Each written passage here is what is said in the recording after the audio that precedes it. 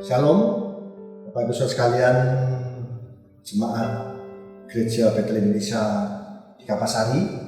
Kita akan merenungkan firman Tuhan hari ini. Terlebih dahulu kita buka dalam doa.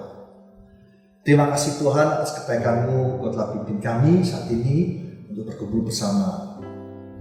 Baik secara onsite, baik secara online, kami percaya Tuhan Kau akan pimpin kami di dalam perenungan firman Tuhan di hari ini. Kami percaya Tuhan di tengah-tengah pandemi masih terjadi, di tengah-tengah masalah yang masih terjadi dalam kehidupan kami percaya Tuhan Kau tidak pernah tinggalkan kami sedikit pun juga. Untuk itu Tuhan, pimpin hamba-Mu untuk memberikan sebagian dari firman-Mu, supaya firman-Mu jadi kekuatan bagi kami dalam menghadapi hari-hari ke depan. Urapi hamba-Mu, apa yang disampaikan sesuai dengan firman-Mu saja. Terima kasih Tuhan, di dalam nama Tuhan kami berdoa, haleluya, amin. Bapak Ibu sekalian, sebagai orang Kristen, seringkali kita disebut orang percaya atau orang beriman karena punya iman yang teguh kepada Yesus sebagai juru selamat kita. Di mana kita selalu berharap sepenuhnya akan janji firman Tuhan di dalam Alkitab yang kita baca setiap hari, supaya kita menjadi orang-orang yang kuat dan tangguh. Tapi seringkali dalam kehidupan ada gonjang-goncangan yang terjadi, ada hal-hal yang kadang-kadang kita inginkan tidak terjadi dalam hidup kita. Seringkali bahkan apa yang kita harapkan bertolak belakang dengan apa yang terjadi dengan keadaan yang kita hadapi. Pada dasarnya, kalau kita mengerti bahwa apapun yang terjadi dalam kehidupan kita, Tuhan tidak pernah tinggalkan kita sedikit pun juga. Karena kita percaya, sama-sama percaya bahwa pengamatan Tuhan itu sempurna bagi kita. Mungkin kita mengalami kesusahan, kita mengalami kesedihan, atau mengalami kebahagiaan, mengalami suatu goncangan, tapi Tuhan tidak pernah tinggalkan kita sedikit pun juga. Tapi kalau kita mau belajar, apapun yang dalam hidup kita itu harus memperkuat iman kita kepada Tuhan. Karena iman butuh suatu proses. Iman tidak bisa tiba-tiba saja terjadi, tapi iman butuh suatu proses yang disebut dengan tantangan. Di mana ada tantangan-tantangan setiap hari yang terjadi, di situ iman kita akan bertumbuh. Justru itu kita akan belajar di hari ini bagaimana iman kita dapat mengatasi kenyataan yang terjadi dalam hidup kita. Karena saya percaya apapun yang terjadi dalam hidup kita bukan suatu kebetulan, tetapi Tuhan punya suatu maksud dan tujuan dalam hidup kita. Untuk itu, saya akan beri judul khotbah di hari ini dengan judul Iman yang dapat mengatasi kenyataan. Bapak Ibu Saudara bisa nanti sendiri baca di dalam Bilangan 13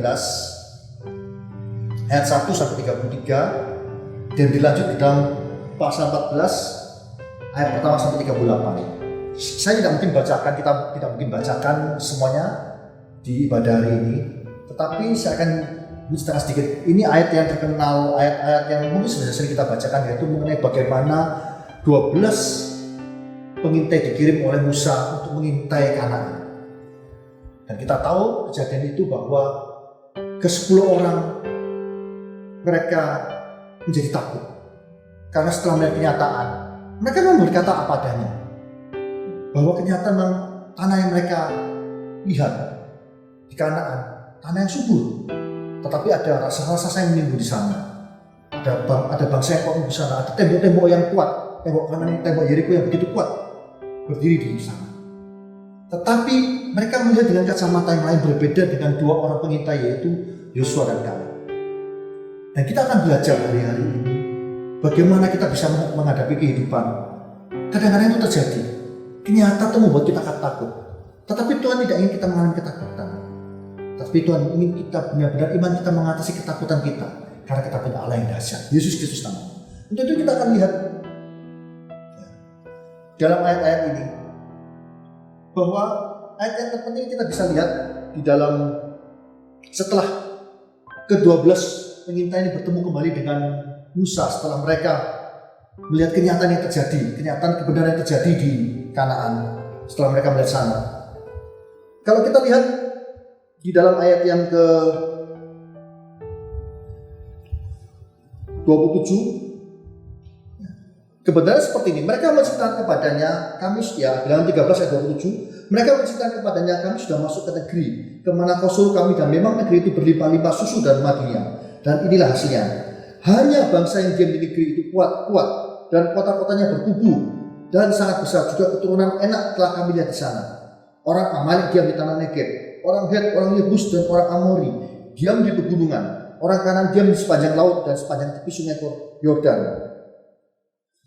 Tetapi kita bisa melihat bahwa satu orang di antara ke-12 pengintai itu, Kaleb, berkata seperti ini di ayat 30. Kemudian Kaleb mencoba menenteramkan hati bangsa itu di hadapan Musa. Katanya, tidak, kita akan maju dan menduduki negeri itu, sebab kita pasti akan mengalahkannya. Di sini kita bisa melihat hal yang pertama, pada waktu kita melihat kenyataan, seharusnya sebagai orang percaya kita tidak dikuasai oleh ketakutan. Itu yang pertama, Bapak Ibu Saudara.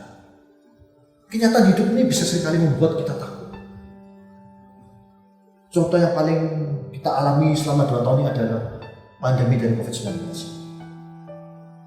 Begitu rupa dan sampai hari ini terus bermutasi. Terus bermutasi dari virus ini. Kita tidak tahu sampai mutasi di apa. Beberapa ahli-ahli mengatakan bisa saja sampai dari bilangan Yunani, ya. Bilangan Yunani jadi dia alfa, beta, ya. Bahkan sampai mungkin nanti ya, omega yang terakhir bisa terjadi, akan terus bermutasi terus. Kita tidak tahu apa yang akan kita hadapi ke depan. Tapi kembalikan kepada firman Tuhan, seperti yang juga dialami oleh Kaleb. Ya. Pada waktu dia melihat, Kaleb juga melihat hal yang sama dengan ke-10 orang, ya ke-11 orang dari pengintai itu. Dia melihat hal yang sama. Ada kebenaran bahwa negeri itu begitu melimpah ke berkat. Tetapi ada juga bangsa-bangsa kuat yang mendatang, yang menjaga mereka. Tetapi dia punya iman yang berbeda, Bapak Ibu Saudara. Dia punya iman yang berbeda. Karena apa? Karena kita tahu bahwa dia benar-benar berpegang teguh kepada Tuhan. Dia tidak mau dikuasai oleh ketakutan. Berapa banyak di antara kita sebagai orang-orang percaya, pada waktu kita mengalami suatu masalah, ketakutan itu begitu menguasai kita. Ketakutan itu bisa terjadi, Bapak Ibu Saudara, dalam kehidupan kita, orang percaya. Sebagai orang manusia, kita tidak boleh terlalu berani ataupun terlalu takut. Kita harus pas dalam hidup kita. Karena apa? Kalau kita terlalu berani, kita akan berserampangan. Semua kita hantam. Tanpa kita berpikir, tanpa kita berhikmat dengan Tuhan, tanpa hikmat dari Tuhan, kadang-kadang kita menghadapi segala sesuatu dengan iman yang ngawur. Itu kalau terlalu berani. Tapi pada waktu kita dikuasai ketakutan, itu juga melemahkan iman kita.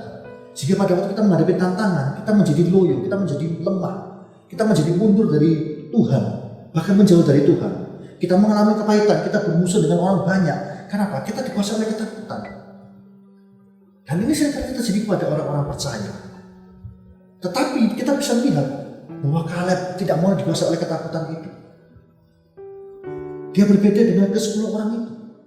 Dia punya iman yang berbeda. Dia punya iman yang tangguh di dalam Tuhan. Dan kita belajar bahwa pada waktu kita menghadapi kenyataan hidup ini, yang mungkin berbeda dengan iman kita, dengan harapan-harapan kita. Kita belajar untuk kita tidak dikuasai ketakutan. Bagaimana cara menghadapi ketakutan? Satu hal yang terpenting dalam menghadapi ketakutan adalah kita berpegang teguh pada pengharapan kita akan Yesus Kristus. Di saat iman kita terus berpegang kepada Yesus, yang kita tahu bahwa sampai hari ini Tuhan tetap pelihara kita. Dan itu menjadi kunci bagi setiap orang percaya. Seharusnya apapun yang terjadi ke depan tidak membuat kita mundur ataupun kita menjadi lemah. Tapi kita terus berpegang teguh kepada Tuhan. Di saat kita belajar sungguh-sungguh dalam kehidupan kita, merenungkan firman Tuhan setiap hari, kita akan dikuatkan. Apa fungsi dari kita merenungkan firman Tuhan setiap hari? Di saat kita mengalami ketakutan, di situ Tuhan akan berbicara melalui firman Tuhan yang kita pegang, yang kita renungkan setiap hari. Nanti kita tahu orang-orang Israel, orang-orang di dalam pengajian bagi orang-orang Israel, mereka mendidik anak-anak mereka dari kecil untuk terus merenungkan Taurat itu siang dan malam. Dan ini juga harus kita ajarkan kepada kehidupan, kepada anak-anak kita, kepada cucu kita, kepada orang-orang sekitar kita, supaya kita terus merenungkan firman Tuhan siang dan malam. Sehingga pada saat ketakutan menguasai kita, pada waktu kita dikuasai oleh hal-hal yang menakutkan dalam hidup kita, kita akan dikuatkan atau digerakkan kembali oleh firman-firman Tuhan yang menguatkan kita, yang meneguhkan kita. Jangan gentar, jangan takut. Pakailah pengharapan itu kepada Tuhan. Dan itu juga yang dialami oleh Kaleb. Pada waktu dia menghadapi hal-hal itu, dia melihat kenyataan yang sama dengan ke-10 orang ini, ke-10 orang yang berkata negatif kepada yang terjadi. Tapi karena bertindak berbeda, dia pegang teguh janji Tuhan, janji firman Tuhan yang berkata akan memberikan tanah perjanjian kepada umat pilihannya, bangsa Israel. Dia pegang teguh itu terus. Tapi 10 orang ini berbeda, dia dikuasai oleh ketakutan, sehingga akhirnya menjadi lemah kehidupannya dia. Bahkan mereka menghasut bangsa mereka sekitarnya. Dan kita tahu di akhir cerita dari Bilangan 13 dan di Bilangan 14 bahwa akhirnya seluruh bangsa Israel yang ada bersaat-saat itu, mereka tidak masuk ke Kanaan, hanya Kaleb dan Yosua. Kalau kita mau belajar lebih dalam lagi, memang kita tahu bahwa roh perbudakan, ya, ini salah satu yang membuat kita mengalami ketakutan dalam hidup kita adalah roh perbudakan. Kita tahu bahwa iblis selalu berusaha memperbudak manusia dengan ketakutan, dengan masalah-masalah. Masalah apapun bisa terjadi dalam kehidupan kita orang percaya. Justru saya berkata bahwa kita ini tidak boleh takut akan masalah, bukan mencari masalah Bapak Saudara. Tetapi kita pada saat kita menghadapi masalah, kita boleh disadarkan ini cara Tuhan menguatkan iman kita. Pada saat kita menghadapi masalah, kita harus bergantung bahwa, oh Tuhan, ini saatnya aku bersinar. Oh Tuhan, ini saatnya aku menunjukkan imanku di dalam Engkau. Apakah aku benar-benar selama ini benar-benar berpegang teguh kepada janji-janji dan bukan dikuasai oleh ketakutan. Ini yang ditujukan oleh Kaleb saat di dalam Bilangan 13 ayat 30. Dia berusaha menerangkan hati bangsa itu di hadapan Musa. Tidak, kita akan maju dan menuntut negeri ini, sehingga kita pasti akan mengalahkannya. Yang berkata sebenarnya karena dia punya iman tadi. Ya, dia tidak mau dikuasai oleh ketakutan. Beda dengan bangsa Israel yang lain. Dan tadi saya sudah katakan bahwa hasil akhirnya adalah mereka semua tidak mengalami masuk ke dalam Kanaan. Itu yang pertama Bapak Ibu Saudara. Pada waktu kita menghadapi sesuatu, jangan pernah dikuasai ketakutan. Sampai hari ini Bapak Ibu Saudara, iblis terus bekerja di dalam kehidupan di sekitar kita. Karena apa? Dia sudah dikalahkan 2000 tahun yang lalu oleh Yesus. Dengan kematian Yesus, iblis sudah dikalahkan. Tetapi dia masih bisa bekerja sampai hari ini untuk menimbulkan ketakutan, untuk menimbulkan perpecahan, untuk menimbulkan permasalahan-permasalahan sehingga membuat kita tidak percaya kepada Yesus sepenuhnya. Dan ini kita harus tahu trik iblis ini. Makanya Bapak Ibu Saudara, kita tidak mau dikuasai ketakutan yang ditimbulkan oleh iblis. Karena saya percaya, ada satu firman Tuhan katakan bahwa Tuhan tidak memberikan kita roh ketakutan, tapi roh yang memberikan kekuatan, pengharapan kepada Yesus. Pegang ini sampai kapanpun dalam seumur hidup kita. Di saat kita mulai melihat kenyataan-kenyataan hidup kita, buang ketakutan. Buang apa yang membuat kita tidak percaya kepada Yesus. Pegang teguh janji firman Tuhan di dalam hidup kita. Pengharapan kita hanya kepada Yesus. Jika kita pegang teguh ini, saya percaya apapun masalah kita hari-hari ini, kita akan melaluinya bersama Tuhan. Kita akan bisa menghadapinya bersama Tuhan. Bahkan kita menjadi pemenang. Bahkan bukan hanya pemenang, tapi lebih dari pemenang. Lebih dari pemenang ini berkata seperti apa? Bukan berarti pada saat kita menghadapi tantangan-tantangan, ya, kita lalu, karena banyak hamba Tuhan seringkali seperti ini Bapak Ibu. Pada waktu berbicara mengenai kita lebih dari pemenang. Jadi seakan-akan kita tidak pernah menghadapi masalah. Tidak Bapak Ibu Saudara. Tapi di saat kita menghadapi masalah-masalah yang terjadi, kita tidak pernah mundur dan kalah. Tapi kita mengatasi semua masalah itu. Seperti seorang pemenang yang bahkan lebih dari pemenang, yang tidak mau dikalahkan. Artinya apa? Di saat kita mungkin kita bisa lemah, tapi di saat kita dikuatkan oleh Roh Kudus di dalam kita, saya percaya kita akan bangkit lagi. Bahkan lebih dari pemenang. Karena apa? Karena kita mengalahkan.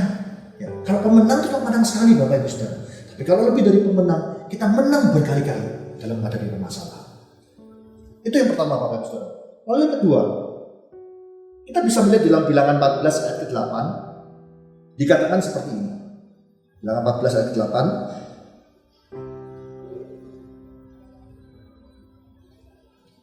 Jika Tuhan berkenan kepada kita, maka Ia akan membawa kita masuk ke dalam negeri itu dan memberikannya kepada kita suatu negeri yang berlimpah-limpah susu dan madunya. Hanya janganlah memberontak kepada Tuhan dan janganlah takut kepada bangsa negeri itu, sebab mereka akan kita telan habis. Yang melindungi mereka sudah meninggalkan mereka, sedang Tuhan menyertai kita. Janganlah takut kepada mereka. Apa maksud dari ayat-ayat ini? Ya. Kita harus mengerti bahwa kita harus berfokus dengan janji-janji Tuhan ada dalam hidup kita. Alkitab yang kita baca setiap hari itu berisi janji Tuhan yang masih digenapi dalam hidup kita. Pertanyaannya, itu terjadi atau tidak di dalam hidup kita tergantung kepada kita, bukan tergantung kepada Tuhan. Kalau kita pegang terus, di saat kita mengalami goncangan, di saat kita melihat kenyataan, kita bergantung kepada firman itu, kita akan pasti menikmati janji firman Tuhan itu. Tapi berapa banyak anak-anak Tuhan oleh iblis dia digoncangkan dengan ketakutan tadi poin yang pertama, sehingga dia lupa dengan janji Tuhan, dan akhirnya kebanyakan dari anak-anak Tuhan dia melihat masalahnya. Sama tadi seperti saya katakan kepada orang-orang Israel ini, mereka punya riwayat yang tidak baik pada waktu di Mesir. Mereka dikuasai oleh roh perbudakan, sehingga mereka tidak bisa, kalau orang zaman sekarang katakan move on, tidak bisa bangkit. Kadang-kadang bangkit, kadang-kadang mundur, dan bukan banyak bangkitnya, banyak mundur. Berapa banyak anak-anak Tuhan juga mengalami hal-hal seperti itu dalam kehidupan sehari-hari. Ada Tuhan memiliki janji yang begitu banyak. Asal kita bergantung kepada janji itu, kita melakukan firman Tuhan, kita percaya, berpegang teguh pada janji-janji itu, tanpa goyang sedikit pun juga, Tuhan masih akan tepati. Tetapi kalau kita lihat di sini, orang-orang ke 10 orang yang lain, mereka fokus juga pada janji Tuhan. Mereka menoleh ke belakang apa yang mereka telah alami di Mesir. Dan ini yang membuat Tuhan marah. Maka itu kenapa akhirnya di ayat ke-11 dikatakan, Tuhan berfirman kepada Musa, berapa lama lagi bangsa ini menista aku, dan berapa lama lagi mereka tidak mau percaya kepadaku, sekalipun sudah ada segala tanda mujizat yang kulakukan di tengah-tengah mereka. Sudah berapa banyak mujizat dari awal di Mesir mereka keluar, 10 tulah diberikan. Itu hal yang dasar terjadi pada waktu itu, yang tidak pernah dilakukan oleh Allah yang lain, karena Allah yang adalah Allah yang mati. Sedangkan Allah yang kita sembah adalah Allah yang hidup. Allah yang disembah oleh orang Israel adalah Allah yang hidup. 10 tulah itu suatu hal yang besar, tidak pernah terjadi. Tetapi mereka menoleh kembali. Mereka menoleh kembali. Enak di Mesir ya, enak yang lalu ya. Berapa banyak anak-anak Tuhan seperti itu. Mereka selalu terfokus dengan hal di belakang. Dan iblis, saya selalu katakan bahwa iblis selalu bermain di sini, Bapak Ibu.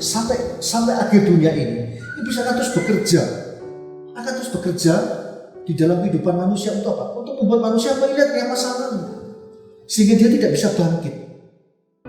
Ini harus kita pahami strategi iblis ini. Kita harus belajar untuk kita tidak memandang ke masa lalu kita, tapi kita melihat pada janji-janji Tuhan di depan. Dan itu yang dipegang oleh Kaleb. Dia tidak mau dikuasai oleh ketakutan.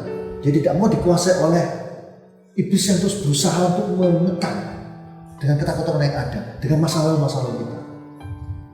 Berapa banyak anak-anak Tuhan seperti itu? Ya.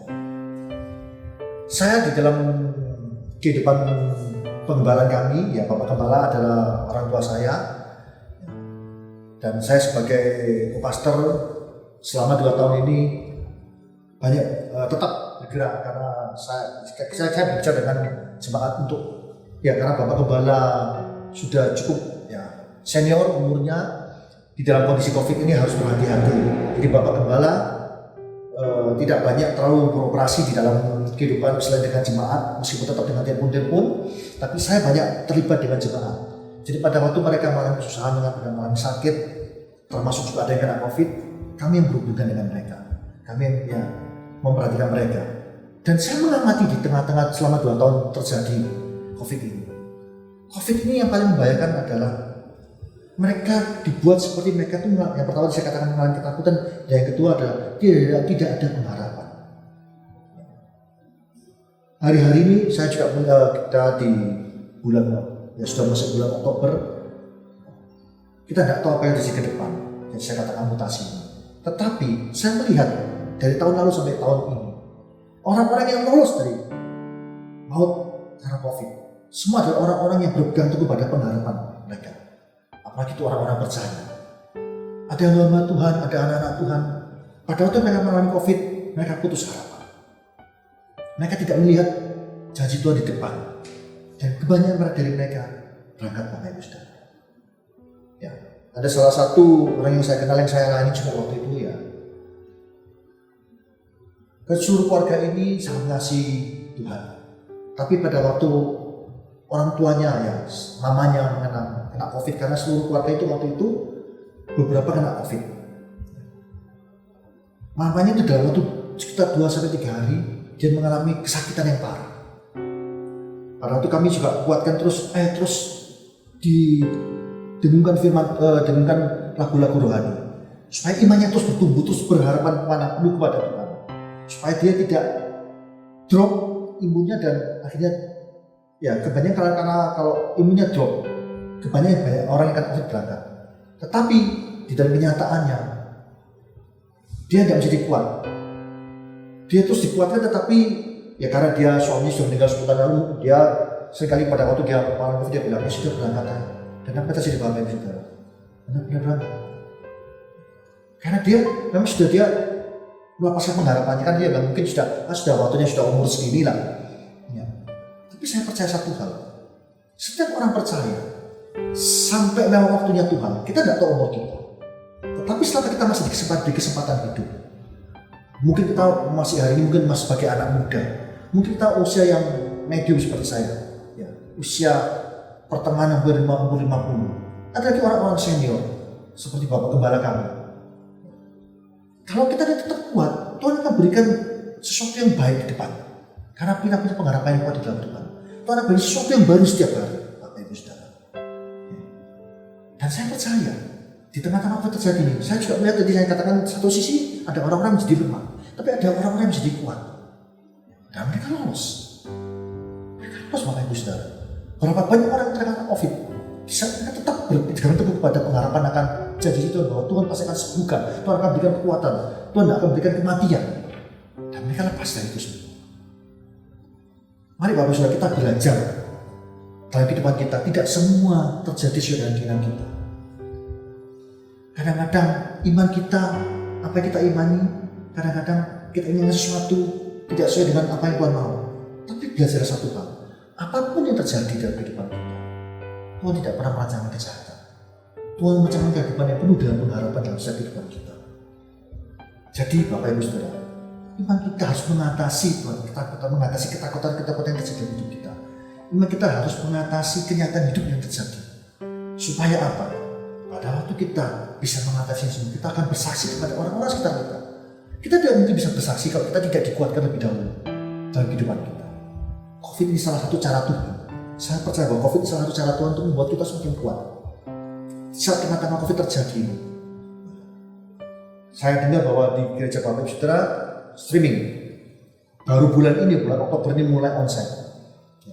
Tapi di gereja kami agak berbeda.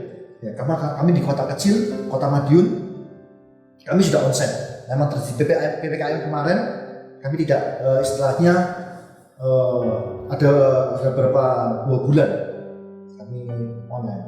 Tapi saya percaya di saat kita online, ada kesempatan kita bisa menggali firman Tuhan lebih banyak lagi.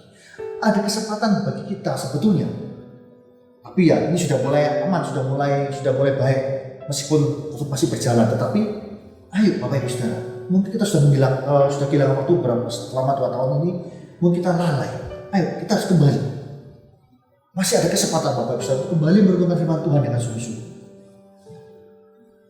Kita bergandengan tangan di dalam keluarga kita untuk membuat misbah keluarga, bersatu saling menguatkan satu dengan yang lain.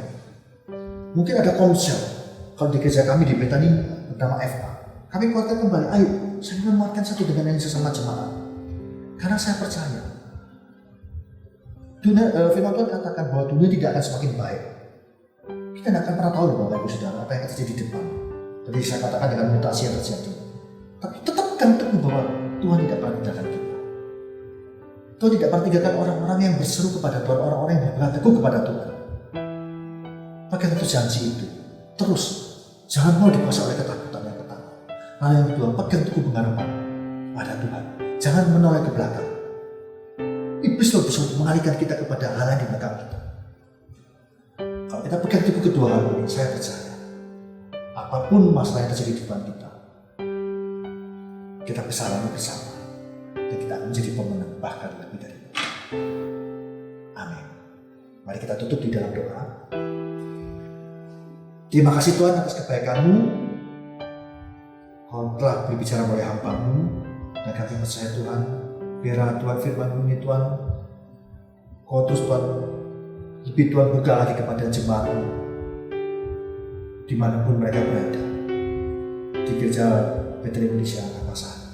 Kami percaya Tuhan, biarlah Roh Kudus ini yang berbicara kepada setiap umat-Mu di sana.